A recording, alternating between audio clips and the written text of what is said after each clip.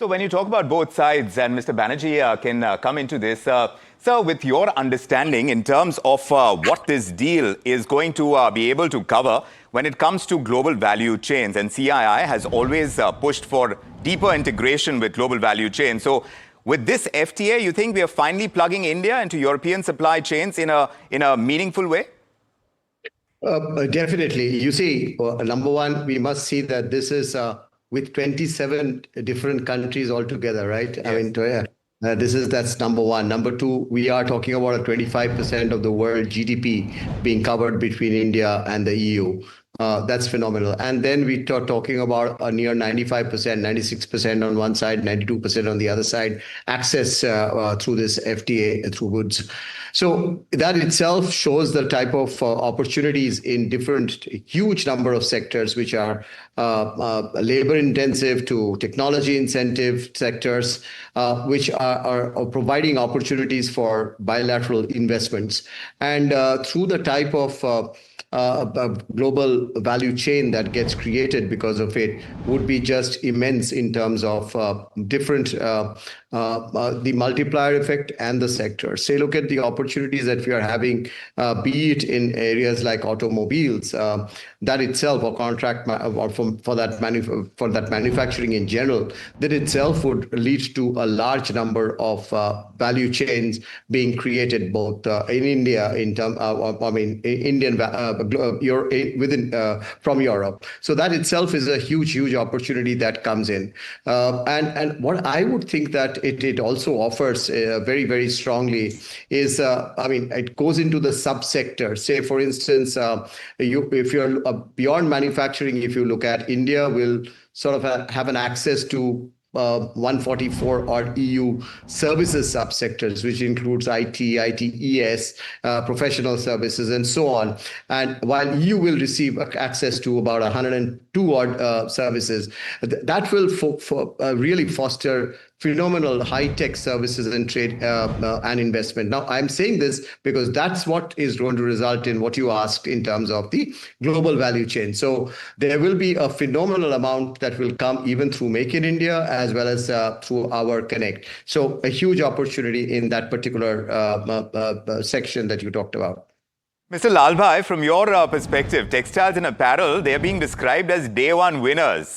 From where you sit, is that how you see it? How big is that opportunity? And what do you think must Indian firms do now immediately to capitalize on the zero duty access? It's an absolute game changer for the textile and apparel industry, because we have been suffering from an 11% duty disadvantage to the EU, whilst competing countries like Bangladesh and Vietnam have been duty-free. So as the EU was trying to move value chains away from China, it was difficult for them to move it to India. And now we will suddenly be on a level playing field. And the EU market is the largest importing textile and apparel market in the world. $125 billion is what they import. And Bangladesh is 20%, India is just 6%.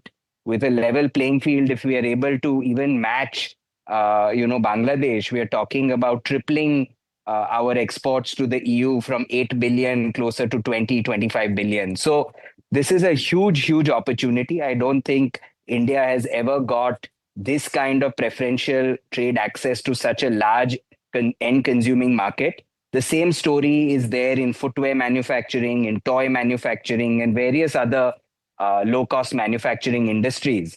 And each of these are very high job creating. Each $1 billion of exports in apparel is more than 100,000 jobs. So this can really be a game changer. And I think the industry needs to use the next 1 year to start having the conversations with the brands based out of the EU. The treaty will take that much time possibly to be ratified. And we should use this 1 year to set the basis, start the conversations, and ready ourselves for scaling up to the EU market in the years to come.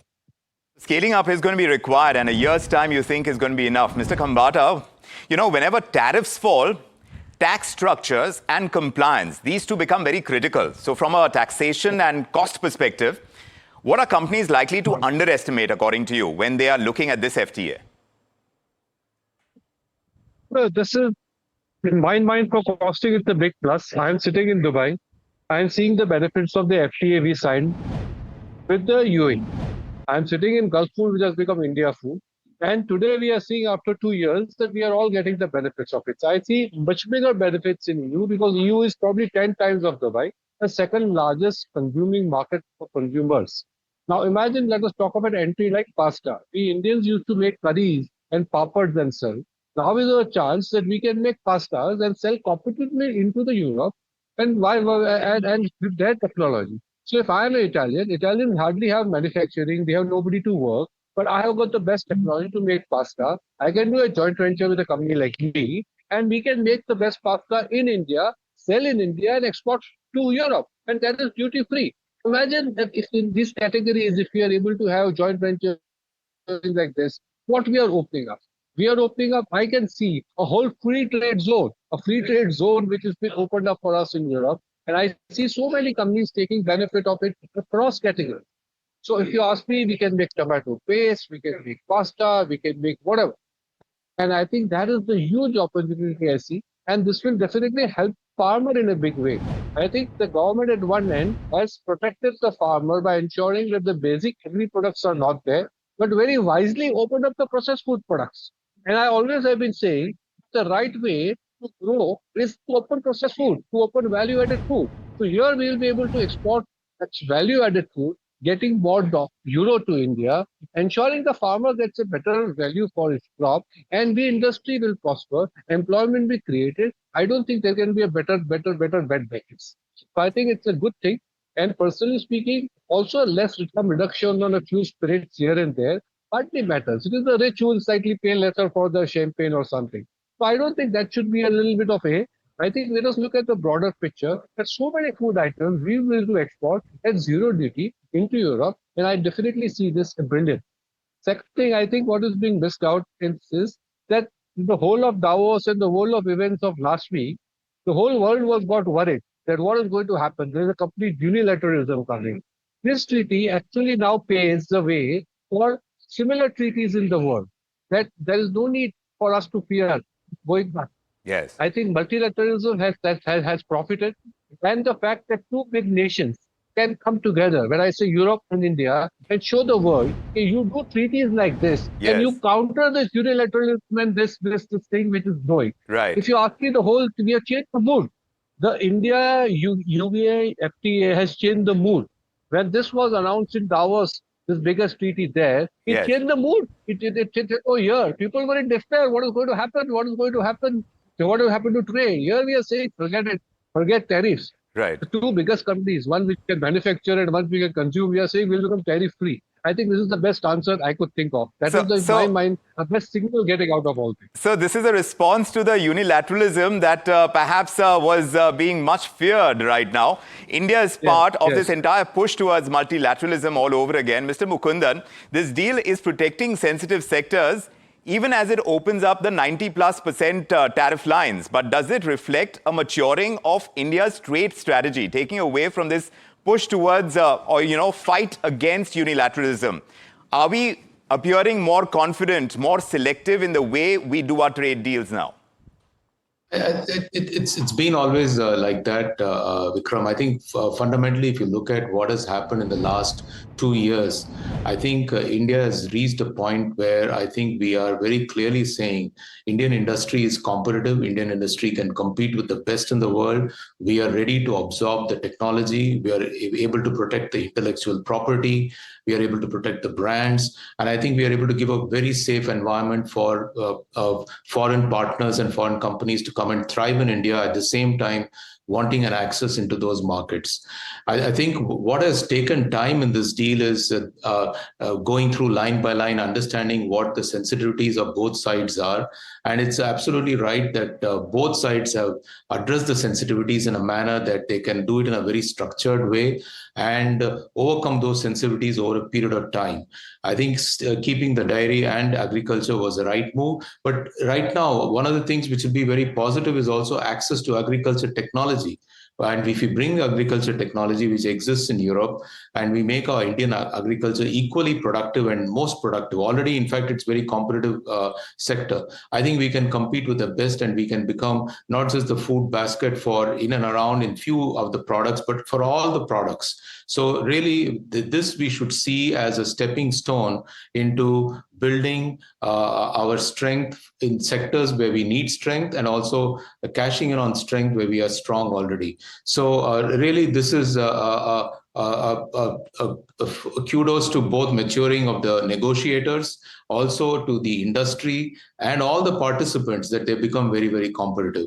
And this opens up a large market for the European companies, one of the largest and the fastest growing market.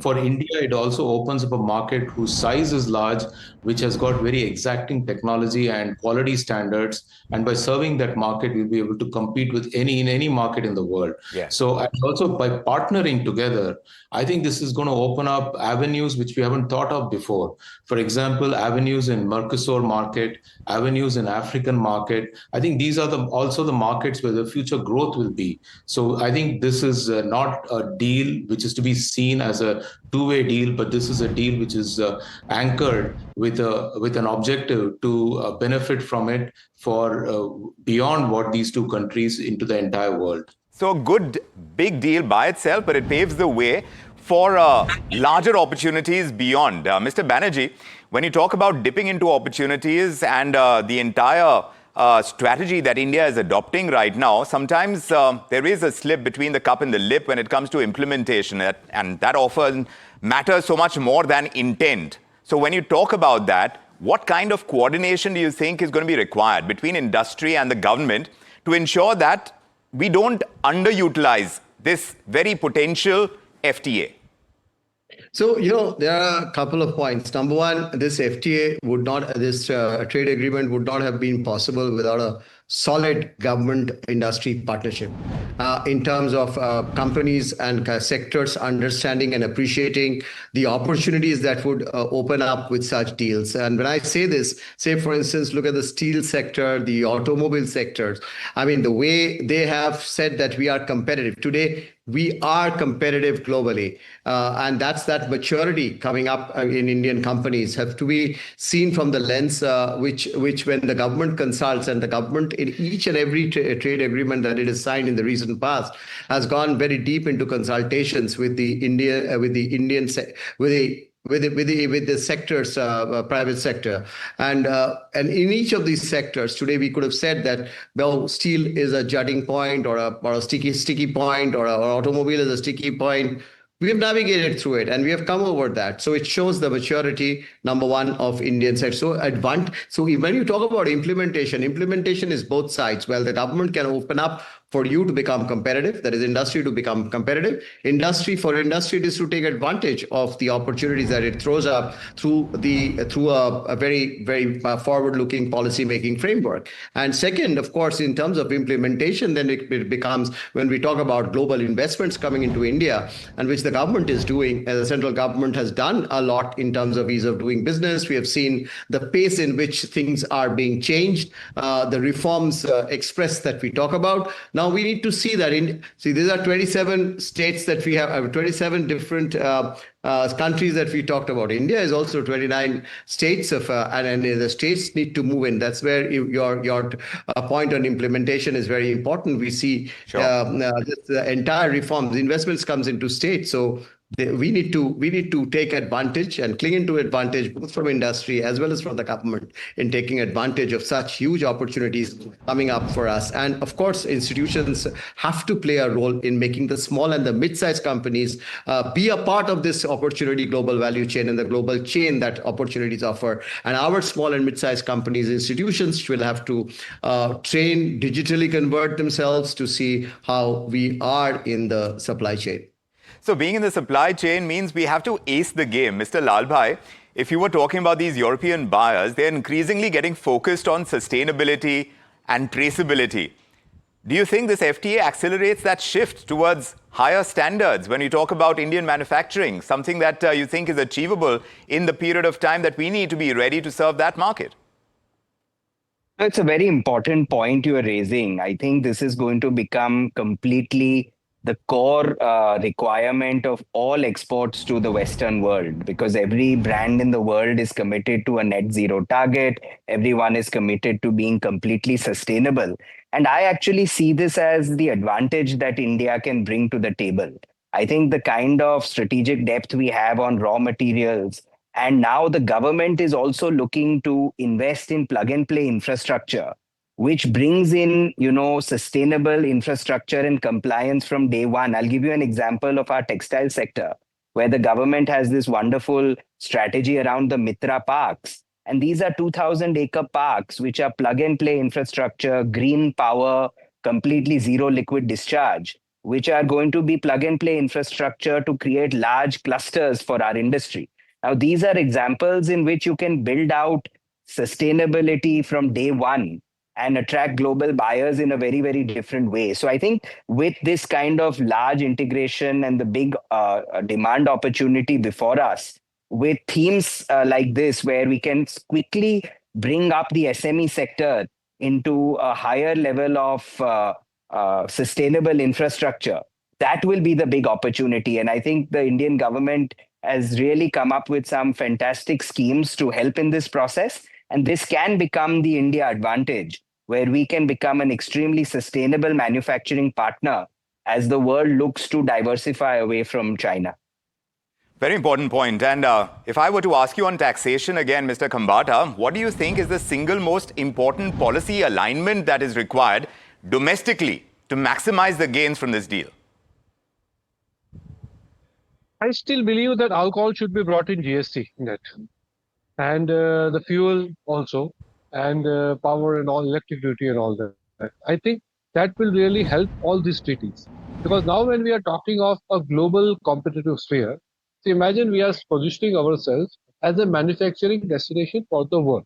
So we should also follow the taxation policy for the world.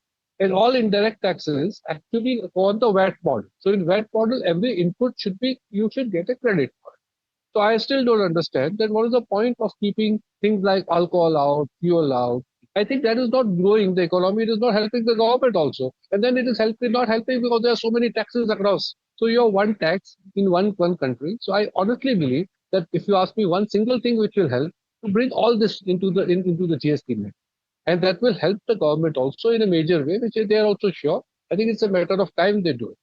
So I'm having to, that is on the taxation aspect. But I think what I would like to clearly say is that this paves the way, not only for a benefit of price. See, I think we are only discussing, when we discuss tariffs, we discuss the pricing aspect. So India cheaper ho jayega, India manufacturer. I think more importantly than that, it will also open up India as a manufacturing destination. People were not looking at us. Now people will start looking at India as a manufacturing destination in a big way. And there are many other advantages India has, like the quality of our produce, the fact that we are skilled manpower. There are so many other advantages we bring to the table than just a tariff. And this treaty does also look at all those advantages also. Right. The service sector advantages in a major way. They also, for example, this treaty talks of the GI. What it says is that Indian geographical indicator products like my Nashik grain will be protected as much as a French champagne. And I think that itself is, if you ask me, a very big benefit for Indian producers, because I do believe that one clear way to market your product is you say, okay, I'm a strawberry from Mahabaleshwar, I'm a grape from Nasik, some mango from Ratnagiri, and then we can create around that tourism platform also and a food platform in the world, and then imagine that this all goes duty free in a way, if not today, tomorrow. So I think this is the whole game changer in this whole thing. This is very enlightening. Gentlemen, thank you very much. Those insights are clearly something that are important takeaways at a time that we are celebrating this all-important deal. It's clearly a deal that is going to shape how Indian industry competes and invests and grows for years to come. And it was invaluable to get those perspectives on what it takes to make it really work on the ground, as it was. So Mr. Mukundan, Mr. Banerjee, Mr. Lalbhai, Mr. Khambata, thank you indeed for joining us on this special show, Mother of All Deals.